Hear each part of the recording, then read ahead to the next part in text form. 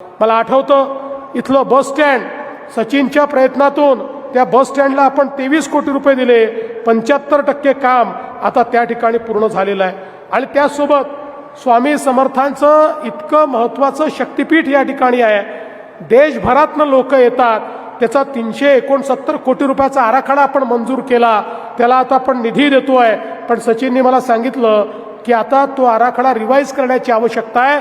पुढच्या काळामध्ये 500 कोटी रुपयाचा आराखडा तयार होणार आहे. त्या आराखड्याला पूर्ण या ठिकाणी मदत आपण करणार आहोत.